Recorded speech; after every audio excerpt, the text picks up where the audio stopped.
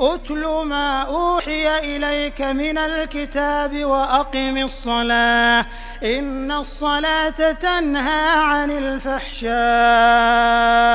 والمنكر ولذكر الله أكبر والله يعلم ما تصنعون. ولا تجادلوا أهل الكتاب إلا بالتي هي أحسن إلا الذين ظلموا منهم وقولوا آمنا بالذي أنزل إلينا وأنزل إليكم وإلهنا وإلهكم واحد ونحن له مسلمون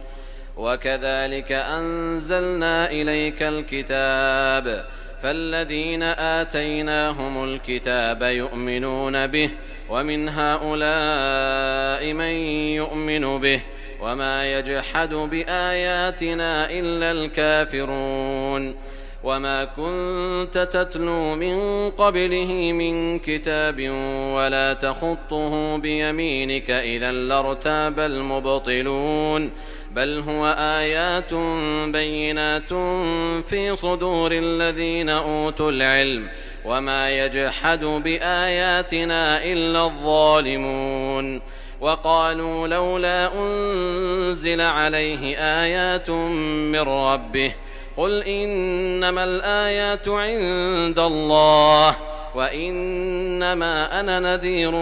مبين أولم يكفهم أنا أنزلنا عليك الكتاب يتلى عليهم إن في ذلك لرحمة وذكرى لقوم يؤمنون قل كفى بالله بيني وبينكم شهيدا يعلم ما في السماوات والأرض والذين آمنوا بالباطل وكفروا بالله أولئك هم الخاسرون ويستعجلونك بالعذاب ولولا أجل مسمى لجاءهم العذاب وليأتينهم بغتة وهم لا يشعرون يستعجلونك بالعذاب وإن جهنم لمحيطة بالكافرين يوم يغشاهم العذاب من فوقهم ومن تحت أرجلهم ويقول ذوقوا ما كنتم تعملون يا عبادي الذين آمنوا إن أرضي واسعة فإياي فاعبدون كل نفس ذائقة الموت ثم إلينا ترجعون والذين آمنوا وعملوا الصالحات لنبوئنهم من الجنة غرفا تجري من تحتها الأنهار خالدين فيها نعم أجر العاملين الذين صبروا وعلى ربهم يتوكلون وكأي من دابة لا تحمل رزقها الله يرزقها وإياكم وهو السميع العليم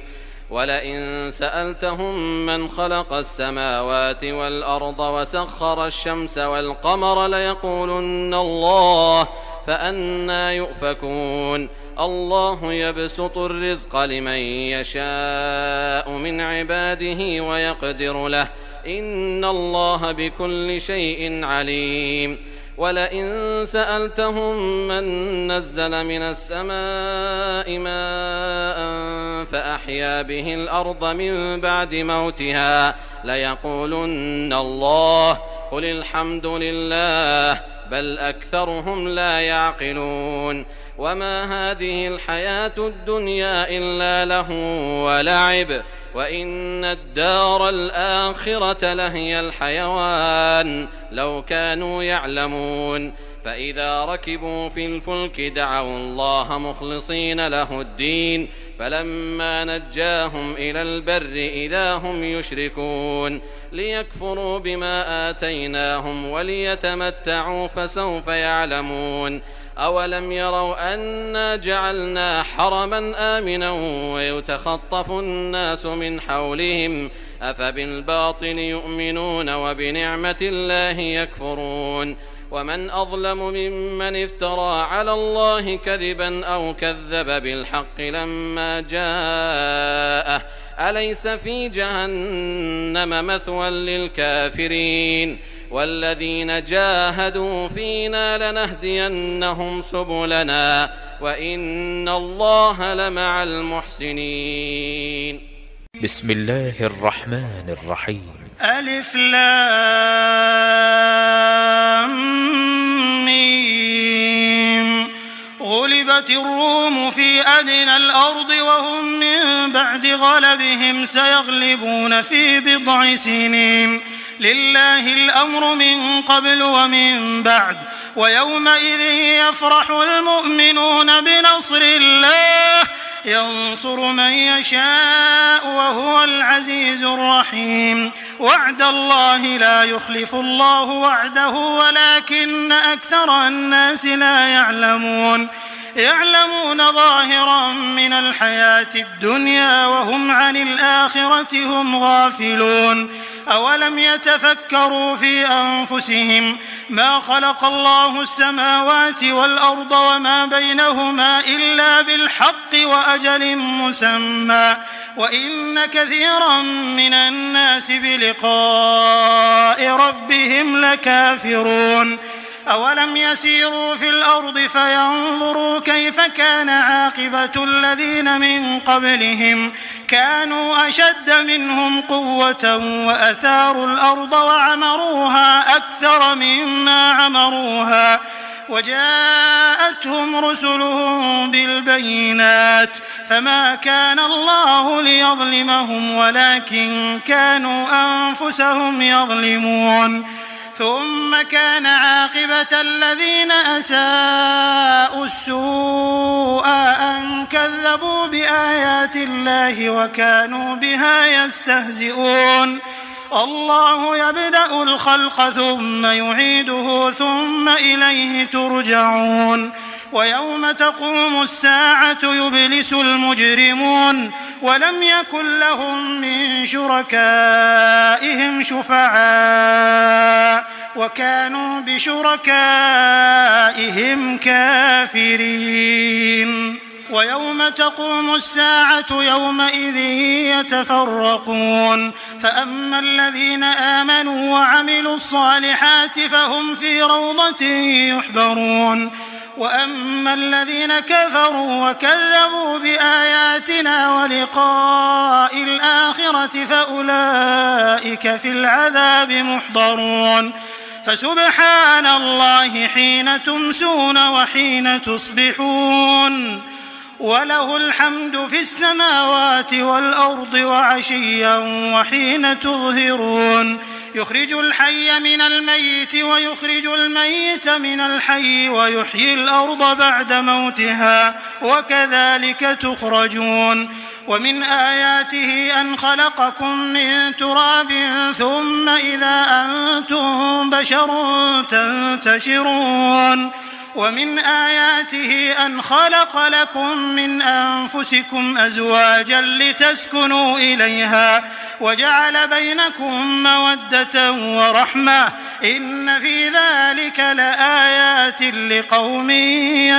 يتفكرون. ومن آياته خلق السماوات والأرض واختلاف ألسنتكم وألوانكم إن في ذلك لآيات للعالمين. ومن آياته منامكم بالليل والنهار وابتغاؤكم من فضله إن في ذلك لآيات لقوم يسمعون. ومن آياته يريكم البرق خوفا وطمعا وينزل من السماء ماء فيحيي به الأرض بعد موتها إن في ذلك لآيات لقوم يعقلون. ومن آياته أن تقوم السماء والأرض بأمره ثم إذا دعاكم دعوة من الأرض إذا أنتم تخرجون. وله من في السماوات والأرض كل له قانتون. وهو الذي يبدأ الخلق ثم يعيده وهو أهون عليه وله المثل الأعلى في السماوات والأرض وهو العزيز الحكيم.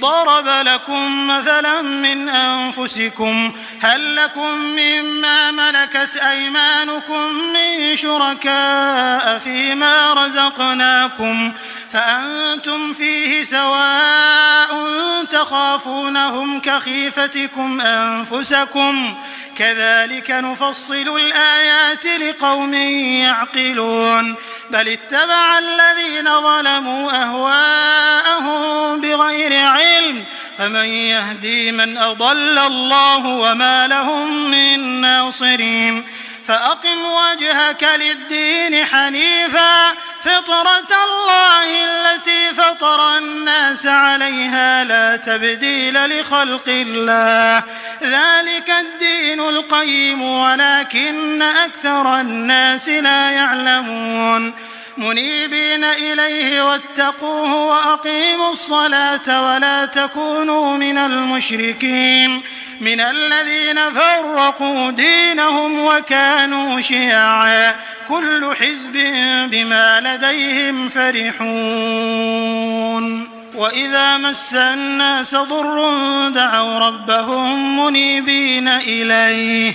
ثم إذا أذاقهم منه رحمة إذا فريق منهم بربهم يشركون ليكفروا بما آتيناهم فتمتعوا فسوف تعلمون. أم أنزلنا عليهم سلطانا فهو يتكلم بما كانوا به يشركون. وإذا أذقنا الناس رحمة فرحوا بها وإن تصبهم سيئة بما قدمت أيديهم إذا هم يقنطون. أولم يروا أن الله يبسط الرزق لمن يشاء ويقدر إن في ذلك لآيات لقوم يؤمنون. فآت ذا القربى حقه والمسكين وابن السبيل ذلك خير للذين يريدون وجه الله وأولئك هم المفلحون.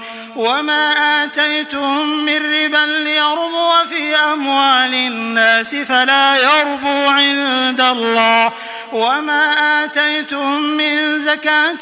تريدون وجه الله فأولئك هم المضعفون.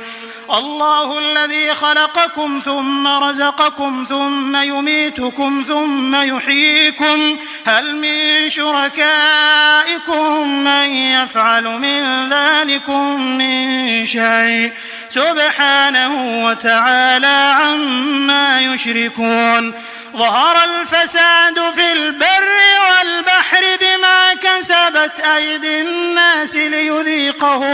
ليذيقهم بعض الذي عملوا لعلهم يرجعون. قل سيروا في الأرض فانظروا كيف كان عاقبة الذين من قبل كان أكثرهم مشركين. فأقم وجهك للدين القيم من قبل أن يأتي يوم لا مرد له من الله يومئذ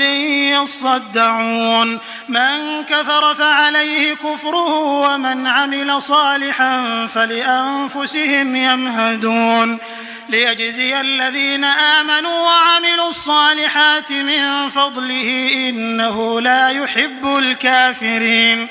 ومن آياته أن يرسل الرياح مبشرات وليذيقكم من رحمته ولتجري الفلك بأمره ولتبتغوا من فضله ولعلكم تشكرون. ولقد أرسلنا من قبلك رسلا إلى قومهم فجاءوهم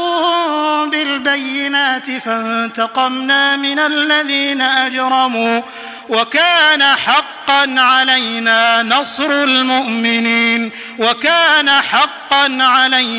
نصر المؤمنين. الله الذي يرسل الرياح فتثير سحابا فيبسطه في السماء كيف يشاء ويجعله كسفا فترى الودق يخرج من خلاله فإذا أصاب به من يشاء من عباده إذا هم يستبشرون وإن كانوا من قبل أن ينزل عليهم من قبله لمبلسين فانظر إلى آثار رحمة الله كيف يحيي الأرض بعد موتها إن ذلك لمحيي الموتى وهو على كل شيء قدير ولئن أرسلنا ريحا فرأوه مصفرا لظلوا من بعده يكفرون فإنك لا تسمع الموتى ولا تسمع الصم الدعاء إذا ولوا مدبرين وما أنت بهاد العمي عن ضلالتهم إن تسمع إلا من يؤمن بآياتنا فهم مسلمون الله الذي خلقكم من ضعف ثم جعل من بعد ضعف قوة ثم جعل من بعد قوة ضعفا وشيبة يخلق ما يشاء وهو العليم القدير ويوم تقوم الساعة يقسم المجرمون ما لبثوا غير ساعة كذلك كانوا يؤفكون وقال الذين أوتوا العلم والإيمان لقد لبثتم في كتاب الله إلى يوم البعث فهذا يوم البعث ولكنكم كنتم لا تعلمون فيومئذ لا ينفع الذين ظلموا معذرتهم ولا هم يستعتبون ولقد ضربنا للناس في هذا القرآن من كل مثل ولئن جئتهم بآية ليقولن الذين كفروا إن أنتم إلا مبطلون كذلك يطبع الله على قلوب الذين لا يعلمون فاصبر إن وعد الله حق ولا يستخفنك الذين لا يوقنون بسم الله الرحمن الرحيم ألف لام ميم تلك آيات الكتاب الحكيم هدى ورحمة للمحسنين الذين يقيمون الصلاة ويؤتون الزكاة وهم بالآخرة هم يوقنون أولئك على هدى من ربهم وأولئك هم المفلحون ومن الناس من يشتري لهو الحديث ليضل عن سبيل الله بغير علم ويتخذها هزوا أولئك لهم عذاب مهين وإذا تتلى عليه آياتنا ولى مستكبرا كأن لم يسمعها كأن في أذنيه وقرا فبشره بعذاب أليم إن الذين آمنوا وعملوا الصالحات لهم جنات النعيم خالدين فيها وعد الله حقا وهو العزيز الحكيم خلق السماوات بغير عمد ترونها وألقى في الأرض رواسي أن تميد بكم وبث فيها من كل دابة وأنزلنا من السماء ماء فأنبتنا فيها من كل زوج كريم هذا خلق الله فأروني ماذا خلق الذين من دونه بل الظالمون في ضلال مبين ولقد آتينا لقمان الحكمة أن اشكر لله ومن يشكر فإنما يشكر لنفسه ومن كفر فإن الله غني حميد. وإذ قال لقمان لابنه وهو يعظه يا بني لا تشرك بالله إن الشرك لظلم عظيم. ووصينا الإنسان بوالديه حملته أمه وهنا على وهن وفصاله في عامين أن اشكر لي ولوالديك إلي المصير. وإن جاهداك على أن تشرك بي ما ليس لك به علم فلا تطعهما وصاحبهما في الدنيا معروفا واتبع سبيل من أناب إلي ثم إلي مرجعكم فأنبئكم بما كنتم تعملون. يا بني إنها إن تك مثقال حبة من خردل فتكن في صخرة أو في السماوات أو في الأرض يأت بها الله إن الله لطيف خبير. يا بني أقم الصلاة وأمر بالمعروف وانه عن المنكر واصبر على ما أصابك إن ذلك من عزم الأمور. ولا تصعر خدك للناس ولا تمش في الأرض مرحا إن الله لا يحب كل مختال فخور. واقصد في مشيك واغضض من صوتك إن أنكر الأصوات لصوت الحمير. ألم تروا أن الله سخر لكم ما في السماوات وما في الأرض وأسبغ عليكم نعمه ظاهرة وباطنة ومن الناس من يجادل في الله بغير علم ولا هدى ولا كتاب منير. وإذا قيل لهم اتبعوا ما أنزل الله قالوا بل نتبع ما وجدنا عليه آباءنا أولو كان الشيطان يدعوهم إلى عذاب السعير. ومن يسلم وجهه إلى الله وهو محسن فقد استمسك بالعروة الوثقى وإلى الله عاقبة الأمور. ومن كفر فلا يحزنك كفره إلينا مرجعهم فننبئهم بما عملوا إن الله عليم بذات الصدور. نمتعهم قليلا ثم نضطرهم إلى عذاب غليظ. ولئن سألتهم من خلق السماوات والأرض ليقولن الله قل الحمد لله بل أكثرهم لا يعلمون. لله ما في السماوات والأرض إن الله هو الغني الحميد. ولو أن ما في الأرض من شجرة أقلام والبحر يمده من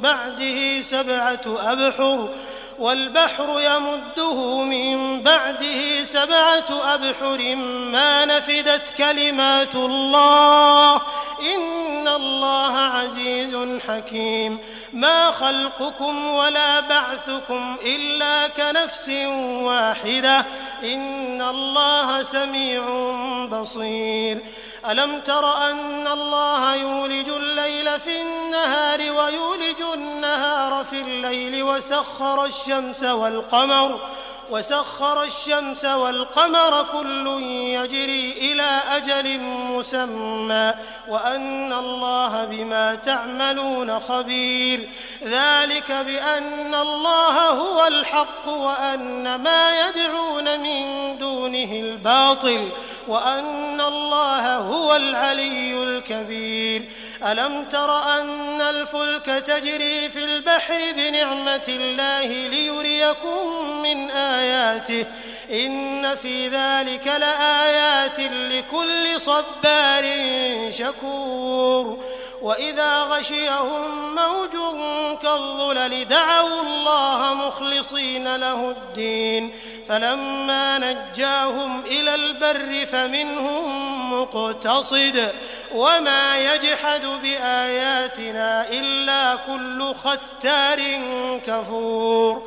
يا أيها الناس اتقوا ربكم واخشوا يوما لا يجزي والد عن ولده ولا مولود هو جاز عن والده شيئا إن وعد الله حق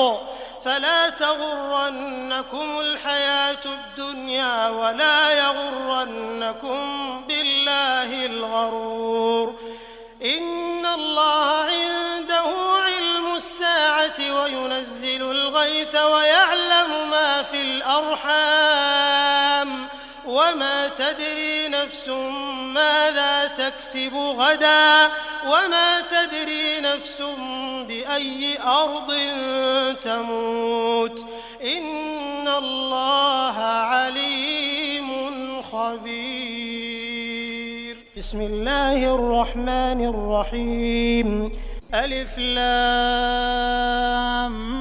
ميم. تنزيل الكتاب لا ريب فيه من رب العالمين. أم يقولون افتراه بل هو الحق من ربك لتنذر قوما ما أتاهم من نذير من قبلك لعلهم يهتدون. الله الذي خلق السماوات والأرض وما بينهما في 6 أيام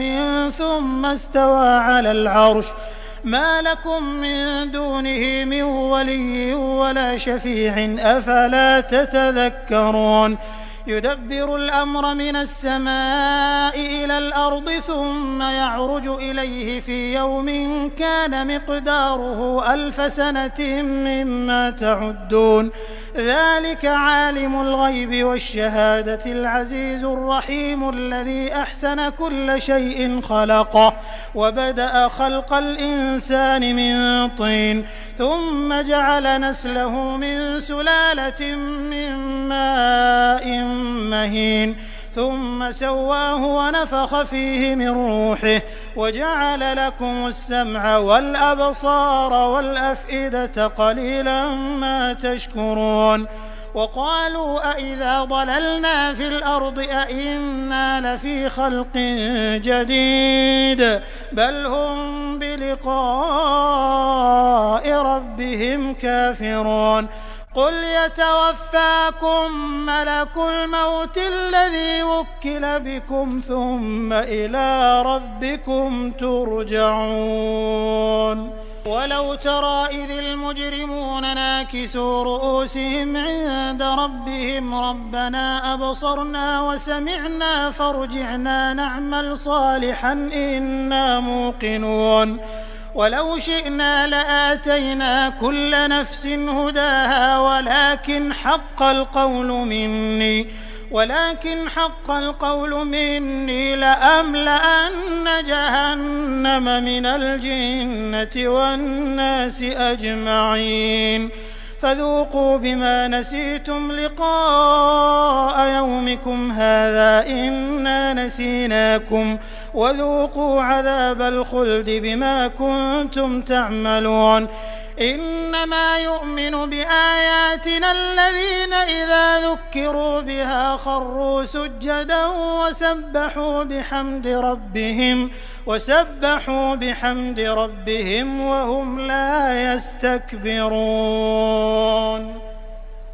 تتجافى جنوبهم عن المضاجع يدعون ربهم خوفا وطمعا ومما رزقناهم ينفقون. فلا تعلم نفس ما أخفي لهم من قرة أعين جزاء بما كانوا يعملون أفمن كان مؤمنا كمن كان فاسقا لا يستوون أما الذين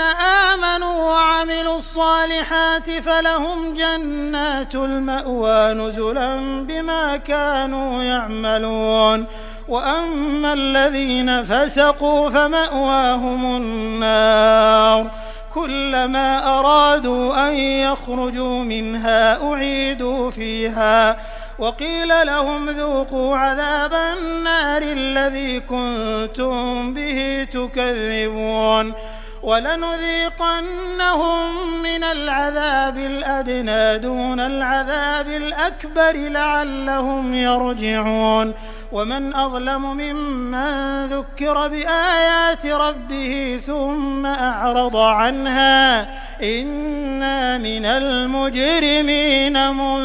منتقمون ولقد آتينا موسى الكتاب فلا تكن في مرية من لقائه وجعلناه هدى لبني إسرائيل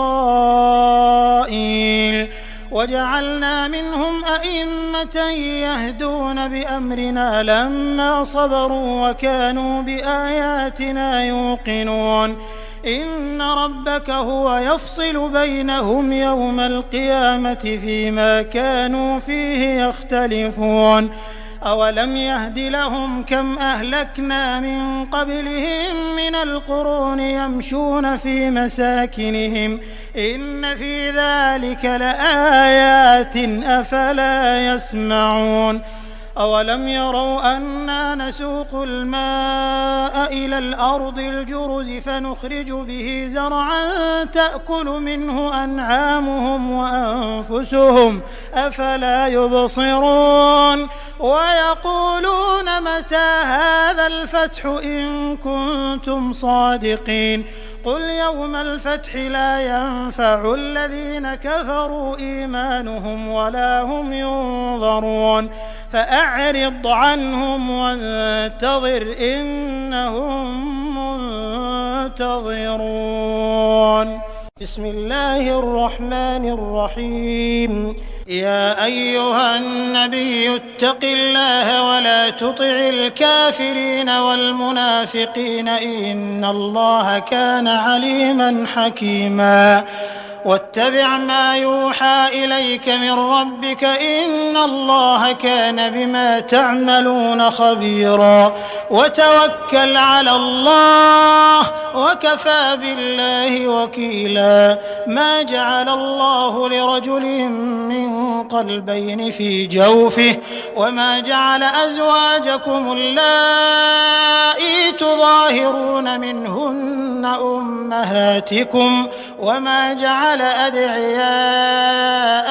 أبناءكم ذلكم قولكم بأفواهكم والله يقول الحق وهو يهدي السبيل ادعوهم لآبائهم هو أقسط عند الله فإن لم تعلموا آباءهم فإخوانكم في الدين ومواليكم وليس عليكم جناح فيما أخطأتم به ولكن ما تعمدت قلوبكم وكان الله غفورا رحيما النبي أولى بالمؤمنين من أنفسهم وأزواجه أمهاتهم وأولو الأرحام بعضهم أولى ببعض في كتاب الله من المؤمنين والمهاجرين إلا أن تفعلوا إلى أوليائكم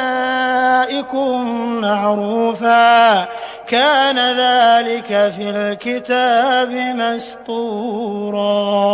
وإذ أخذنا من النبيين ميثاقهم ومنك ومن نوح وإبراهيم وموسى وعيسى بن مريم وأخذنا منهم ميثاقا غليظا ليسأل الصادقين عن صدقهم وأعد للكافرين عذابا أليما يا أيها الذين آمنوا اذكروا نعمة الله عليكم إذ جاءتكم جنود فأرسلنا عليهم ريحا وجنودا لم تروها وكان الله بما تعملون بصيرا إذ جاءوكم من فوقكم ومن أسفل منكم وإذ زاغت الأبصار وبلغت القلوب الحناجر وتظنون بالله الظنونا هنالك ابتلي المؤمنون وزلزلوا زلزالا شديدا وإذ يقول المنافقون والذين في قلوبهم مرض ما وعدنا الله ورسوله إلا غرورا وإذ قالت طائفة منهم يا أهل يثرب لا مقام لكم فارجعوا ويستأذن فريق منهم النبي يقولون إن بيوتنا عورة وما هي بعورة إن يريدون إلا فرارا ولو دخلت عليهم من أقطارها ثم سئلوا الفتنة لآتوها وما تلبثوا بها إلا يسيرا ولقد كانوا عاهدوا الله من قبل لا يولون الأدبار وكان عهد الله مسؤولا قل لن ينفعكم الفرار إن فررتم من الموت أو القتل وإذا لا تمتعون إلا قليلا قل من ذا الذي يعصمكم من الله إن أراد بكم سوءا أو أراد بكم رحمة ولا يجدون لهم من دون الله وليا ولا نصيرا قد يعلم الله المعوقين منكم والقائلين لإخوانهم هلم إلينا ولا يأتون البأس إلا قليلا أشحة عليكم فإذا جاء الخوف رأيتهم ينظرون إليك تدور أعينهم كالذي يغشى عليه من الموت فإذا ذهب الخوف سلقوكم بألسنة حداد أشحة على الخير أولئك لم يؤمنوا فأحبط الله أعمالهم وكان ذلك على الله يسيرا يحسبون الأحزاب لم يذهبوا وإن يأتي الأحزاب يودوا لو أنهم بادون في الأعراب يسألون عن أنبائكم ولو كانوا فيكم ما قاتلوا إلا قليلا لقد كان لكم في رسول الله أسوة حسنة لمن كان يرجو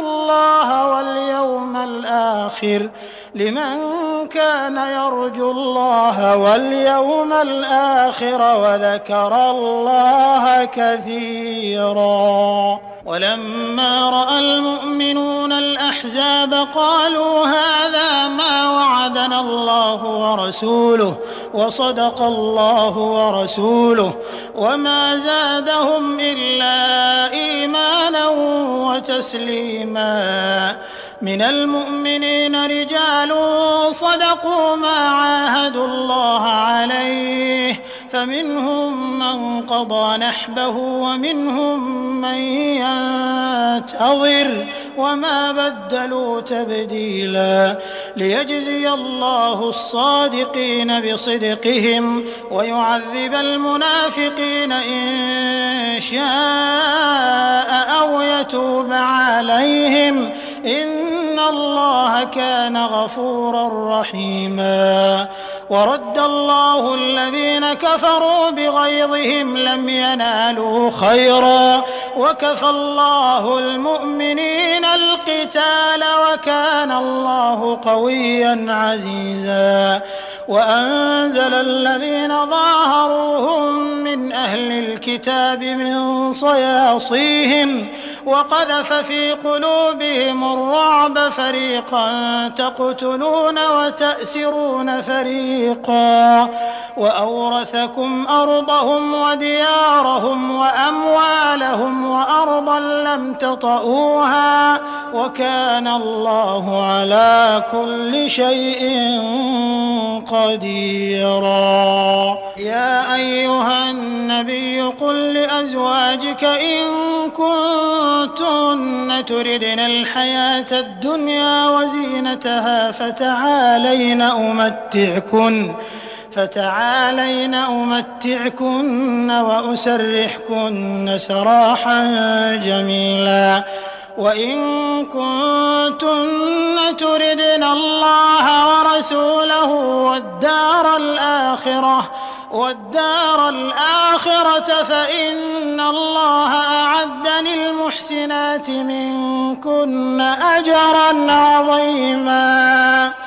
يا نساء النبي من يأت منكن بفاحشة مبينة يضاعف لها العذاب ضعفين وكان ذلك على الله يسيرا